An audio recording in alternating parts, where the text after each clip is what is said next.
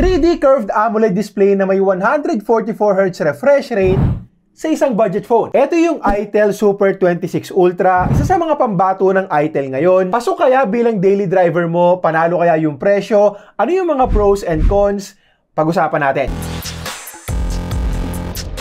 Sa totoo lang, nakakatuwa talaga na nitong mga nakaraan, madalas na tayong nakakakita ng magagandang displays kahit sa entry-level segment. Kasi eto lang din naman talaga yung tinitignan natin magdamag. Mag-Facebook ka, mag-YouTube ka, mag-take ka ng photos and videos sa labas, or kahit yung simpleng pag-scroll sa mga balita na puro kurakot ang laman, big plus talaga pag maganda yung display ng phone. Now, kung madalas kang nanonood dito, pansin mo na rin siguro na usually Transsion brands tulad nga nitong itel ang madalas nag-o-offer sa atin ng magandang displays sa mababang price. At hindi iba dyan itong Super 26 Ultra. Actually, para sa akin, ito yung best feature ng phone na to. I mean, for less than 8K or less than 7K pag may magandang voucher tayong nakuha, naka 6.78-inch 3D curved AMOLED na yung phone, high resolution, and 144Hz na screen refresh rate. Isa sa mga target ng itel dito ay yung mga tulad ko na Gen Z.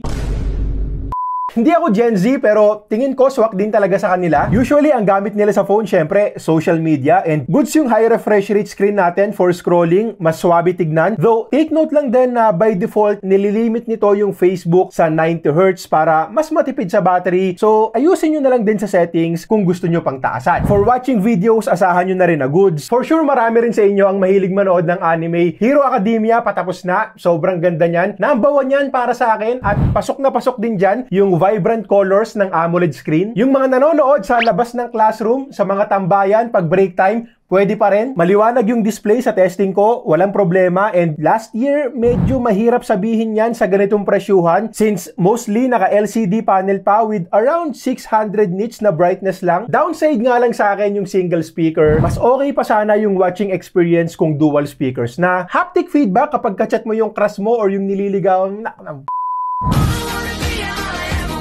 Medyo malayo pa yung vibration kumpara sa upper mid-range and flagship phones natin, but hindi na rin masama. Isa pang nagustuhan ko, naka-under display fingerprint scanner, so medyo mayabang na rin yung datingan. Social tignan kahit mura lang, and so far goods din. As long as mailalapat mo ng maayos yung daliri mo at siguro mga half a second or 1 second press, okay na okay na. Sinubukan ko na rin mag-unlock ng medyo basa yung kamay ko since marami rin tayong classmates na medyo pasmado, and by the way, normal lang, hindi mo ikakababa bilang tao yan. At gumagana rin ng maayos kung medyo basa lang naman. Nga pala, naka-Corning Gorilla Glass 7i na rin. Sabi ko naman sa inyo, display ang best feature ng phone na to. Hindi rin kasi basta-basta nakikita yung ganitong glass protection sa ibang mga brands na kasing presyo. Pinakyaw yata ng Transsion yung Gorilla Glass 7i. Ang dami nilang phones na nakaganito. Maganda yung scratch resistance niyan, legit. Pero take note lang din na hindi yan scratch proof. So mas maigi pa rin kung i-installan natin ng screen protector or tempered glass. Total, may libre na rin naman sa loob ng box. Now, syempre walang kwenta yung magandang display kung OLED yung performance. Sa ganitong segment, alam naman natin na manage your expectations pa rin.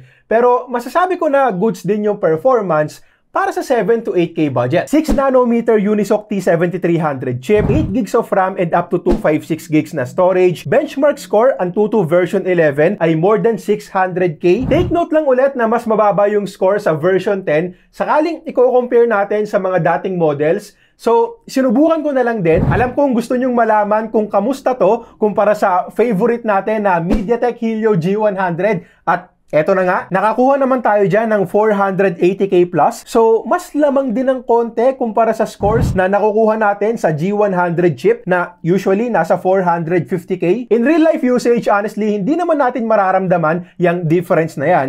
Kumbaga, nasa same level pa rin naman sila. Parehong enough yung performance para sa mga light applications. And kung students naman, alam ko puro pag-aaral lang inaatupag nila. Research sa Chrome, Google Docs, Google Sheets, Gmail. Masisipag mga estudyante natin ngayon.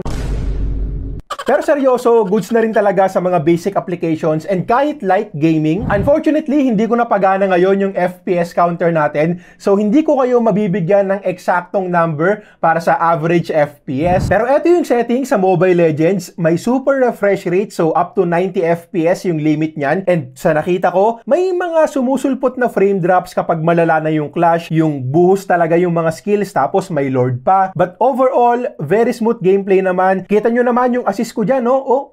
Oy! Panis! MVP pa yan, boy! Ako ang hari ng Grandmaster rank. Call of Duty Mobile, limited lang din yung settings natin. Multiplayer mode, up to 60 FPS limit naman, and kita ko na kayang-kaya rin. Swabe yung laro, MVP ulit. Tapos sa BR mode, MVP ulit, boy! Sa BR mode, limited lang tayo sa 40 FPS. Still playable, natapos ko ng maayos yung laro, panalo pa, pero hindi pa rin yung pang-competitive gaming talaga. Thermals okay din sa parehong games, hindi tayo umabot ng 45 degrees sa 24 degrees na room temperature. Take note lang na syempre kung sa labas ka maglalaro or sa classroom na hindi air-conditioned, syempre mas mag-iinit din yung phone mo. Sa software naman, naka Itel OS 15 based on Android 15. Wala akong reklamo sa mismong design ng user interface. Very user-friendly, madaling gamitin, hindi nakakalito. Nagustuhan ko rin yung gesture para sa floating windows and split screen. Swipe up lang, sabay drag sa left or right corner. Ganito dapat para mabilis lang. May mga AI features din like Gemini, Circle to Search. Eto, feeling ko gamit na gamit ng mga nagre-research. Software support, secret.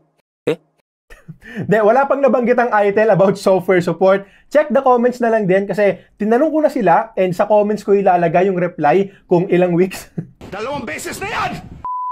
Kung ilang taon or ilang Android upgrades, bloatwares na i-uninstall meron pa rin, and sa puntong to, medyo tanggap ko na yan sa mga budget phones as long as hindi talamak. Pero ang hindi ko talaga gusto ay yung bigla-biglang pag-pop up ng ads dito sa may bandang taas. Hindi yan kasali sa notifications, bigla na lang talagang sumusulpo tapos nawawala, tapos madyong pa yung lumalabas. So in-uninstall ko na lang din kaagad tsaka yung isa pang application, and so far, wala pa naman ulit nagpa-pop up. Pansin ko rin dito yung nipis ng phone kahit na malaki yung battery. Usong-uso ngayon yung panipisan. At sa mga previous videos ko, sinabi ko na rin naman na okay na sa akin yung normal na nipis ng phones natin ngayon. Hindi ko kailangan ng sobrang nipis kung may mga bagay lang din naman na mako-compromise, pero kung wala, welcome na welcome sa akin yan. Lalo na't nung nagamit ko itong iPhone Air, mas na-appreciate ko pa yung mas manipis na form factor. Hindi naman super nipis tong Itel, but considering na 6,000 mAh nga yung battery, very impressive na yan. Kung may barya kayo ngayon, halos kasing nipis lang to ng 3 piso kapag hindi kasama yung camera module. In terms of looks, nagustuhan ko rin yung pagkakasalansa ng camera dito. Parang flagship phone ng Samsung yung itsura, and yung kulay, pasok din sa uso. Galaxy Z Fold 7 and iPhone 17 Pro Max. May mga dark blue din na kulay, and favorite ko rin yan. Yung power button, kulay pula and textured na rin. And kung hindi mo naman to trip, meron pa rin naman silang ino-offer na ibang kulay. Magaan lang din yung phone and komportable sa kamay since curve nga sa harap at likod. Mostly plastic syempre. IP65 rated, so goods lang din kung sakaling maabutan ka ng ulan sa labas. Minsan kasi, late na nag-a-announce na walang pasok, tas minsan naman, walang pasok pero maaraw. Drop resistant din daw up to 1.5 meters. Hindi ako magda-drop test ngayon, at kayo rin. Huwag kayong mag-drop. Huwag mong subukan. Okay na yung alam natin na may malaking chance na mag-survive sakaling aksidenteng mahulog. And yun nga, overall design is good considering the price. Tsaka mukha siyang mamahalin kahit na entry level lang. Sa battery naman, hindi sinabi kung anong klase ng battery yung ginamit. 6,000 mAh battery capacity lang yung alam natin, na malaki na rin talaga for the price. And sa PC Mark battery test, nakakuha ako dyan ng more than 14 hours na screen on time. Hindi yan yung pinakamataas na SOT na nakuha ko sa ganitong kalaking battery capacity, but compared sa mga kakompetensyang phones, hindi na rin talaga masama. Personally, all-day battery life na sa akin yung ganitong SOT since light usage lang din naman ako. Yun nga lang, medyo matagal yung charging natin dito kasi 18-watt charging lang yung supported plus malaking battery pa nga. So from 10%, umabot tayo ng 38% in 30 minutes, 65% in 1 hour, and almost 2 hours naman para mapuno to 100%. Sa camera natin, meron tayong 50 megapixel main shooter and 32 megapixel front. So yes, hindi quad camera setup yung sa likod, palamuti lang yung iba dyan. Ito yung mga nakuha naming photos. Honestly, pansin din kaagad na entry level yung phone. I mean, for the price, okay na rin naman. Usable photos, lalo na kung may good lighting tayo at kung pang simpleng social media postings lang naman. Pero set lang natin ng tama yung expectations natin. Medyo soft yung kuha natin dito, lalo na kung titignan natin to sa malaking screen. At hindi rin kasing tingkad ng kadalasang outputs ng mga smartphone smartphones natin ngayon na mas preferred din ng karamihan. Sa videos, pwede tayong mag-record hanggang 2K 30fps with EIS, and usually walang EIS sa 2K resolution kapag ganito. Dapat bababa pa tayo ng 1080p para ma-enable yan. Medyo maalog pa rin kahit na meron tayong EIS sa 2K resolution, but much better naman kumpara sa mga kakompetensyang phones without stabilization. Okay, so ito naman yung video quality gamit ang front-facing camera nitong ITEL Super 26 Ultra. Hanggang 2K resolution tayo dito, 30fps. At meron na ring EIS, surprisingly, sa ganitong price. Yun, ito yung quality. Meron akong katapat na softbox dito, so ideal yung lighting natin ngayon. Let me know sa comments kung anong tingin nyo sa quality ng audio at video. Sa nakikita ko dito, hindi pa rin naman le-level dun sa mga upper mid-range phones natin. Pero parang nga sa price or considering the price, not bad na rin. Lalo na, stable din naman. Okay, so again, 7,999 pesos ang promo price nitong ITEL Super 26 Ultra. Wala pa dyan yung mga vouchers and malaki yung chance na less 1.2K pa to sa Shopee. Click nyo na lang din yung YouTube Shopping tab para sa YouTube Shopping vouchers. Overall, masasabi ko na good option to kung makukuha nga natin ng less than 7K. Maganda yung design, good performance, pwede for light gaming, panalo yung display, decent din yung resulta na nakuha natin sa malaking battery, and yung camera naman ay pwede na kung makuha nga natin ng mura. Hindi nga lang perfect, syempre, expected naman yung drawbacks, lalo na kapag ganito yung presyo. So, pagdating sa mga cons, single speaker lang, medyo matagal mag-charge, may pop-ups and bloatwares akong inan-install, at wala pa ring malinaw na pangako ang ITEL tungkol sa software support. Okay, so yun lang muna para sa ngayon. Let me know sa comments kung anong tingin nyo dito, like and subscribe, at eto na rin yung ilan sa iba pa naming mga videos. Ho, ho, ho!